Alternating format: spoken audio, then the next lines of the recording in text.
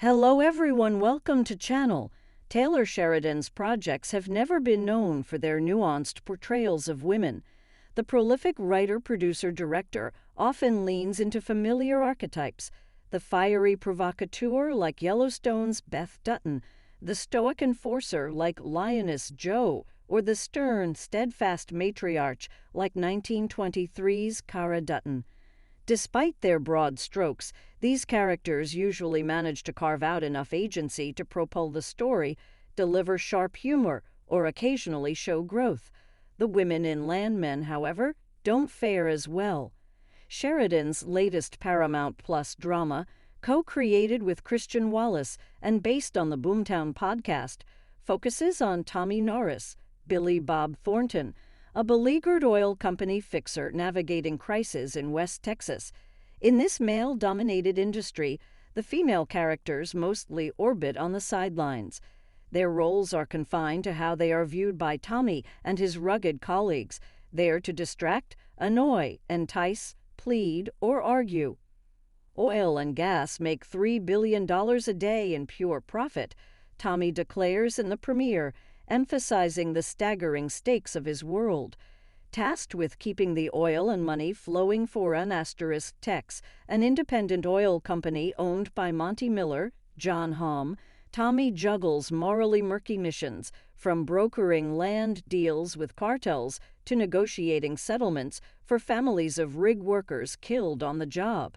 His work life bleeds into his personal world when his son Cooper, Jacob Loveland, drops out of college to join Texas roughneck crew, much to Tommy's dismay. At the same time, his 17-year-old daughter Ainsley, Michelle Randolph, crashes at his shared rental house during spring break, adding to the chaos. Tommy's ex-wife Angela, Larter, now remarried, remains a thorn in his side, alternating between sultry manipulation and volatile outbursts as they navigate co-parenting. Like Yellowstone, Landman delivers a gripping portrayal of Wild West chaos and the intricate web of corporate and political maneuvering that keeps a vital American industry afloat. Companies like Tex operate under a shadowy, unwritten rulebook, sidestepping regulations to avoid catastrophic repercussions. Filing a police report about a drug cartel, borrowing a company jet, for instance, could send oil prices plummeting and trigger an economic crisis. Every company has a version of Tommy. You can't function without one, says Monty Miller, Jon Hamm, when his cautious attorney, Christopher Polaha, suggests letting fixer Tommy Norris, Billy Bob Thornton, take the fall for a deadly rig explosion. Tommy may not seem particularly formidable. His chain-smoking, battered appearance evokes a man held together by sheer willpower, but his relentless problem-solving makes him indispensable. After injuring his finger in an on-site accident, Tommy opts to slice off the damaged tip with a pocket knife rather than endure a year of surgeries. "I ain't dicking around with 12 surgeries for a F in year," he tells a horrified ER doctor. Thornton brings a darkly comedic edge to Tommy, balancing exaggerated machismo with wry humor and unflinching pragmatism. On the job, he confronts obstacles with a mix of irritation and gritty resolve. At home, he softens into a smooth-talking charmer, coaxing compliance from the various women in his life. However, while Landman doesn't shy away from exposing its male characters' flaws, they're selfish, slovenly, greedy, and sexist. It affords them depth and complexity. Tommy and his peers are three-dimensional messes. The women, however, remain thinly sketched, defined primarily by their relationships to men. Angela, Larter, Tommy's ex-wife, is a case in point.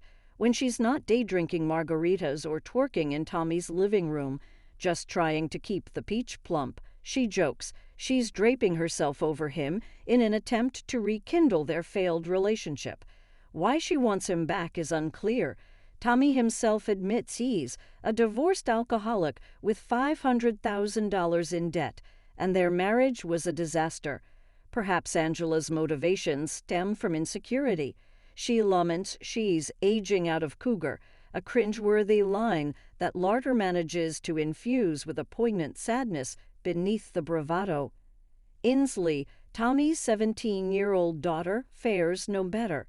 Heartbroken when her lug-nut of a boyfriend, Drake Roger, leaves her for another cheerleader, she exclaims, "How could he?" She's Ing brunette. It's a telling moment, emblematic of how Landman's female characters are saddled with one-dimensional, surface-level writing. Among the rough-and-tumble ranks of M** techs, there is one notable female presence, Rebecca Falcone, Kayla Wallace, a driven young attorney with a perpetually steely expression that dares anyone to challenge her. Her introduction is less than auspicious. In an early encounter, Tommy mansplains the petroleum industry to her, and in a moment straight out of a pulp adventure, saves her from a rattlesnake.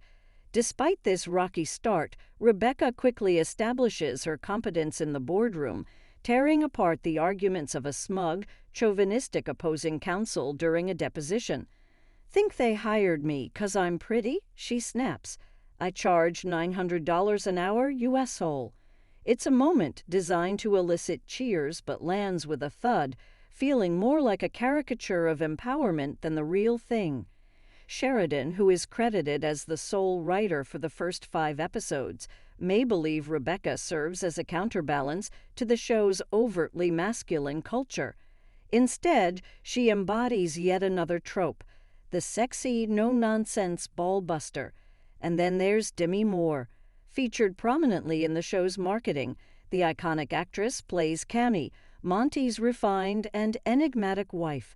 However, her presence in the series is bafflingly minimal. In the first half of the season, Cammy mostly exists in the periphery, swimming laps, urging Monty to take his blood pressure meds and cheering at her daughter's track meet. In one scene, she wordlessly blends a smoothie in the background before vanishing altogether. Paramount Plus made 5 episodes available for review, and it's hard not to hope that Cammy will have more to do in the back half of the season. The alternative, that an actress of Moore's caliber was cast as little more than window dressing, is too dispiriting to accept. While Landman boasts a gripping pilot and timely themes about the world's uneasy dependence on an environmentally destructive industry, the show squanders its early promise.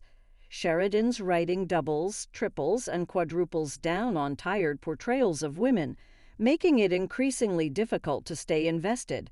One particularly frustrating exchange illustrates this point. When Rebecca suggests that a sex worker at a local diner might not have had better options, Tommy scoffs. "She had a choice," he sneers, "and she chose a shortcut, which is always the longest road." Beyond the lack of empathy and harsh moralizing, the line unintentionally reflects Landman's broader issue. The shortcuts taken in its depiction of women lead to shallow, unsatisfying results. Grade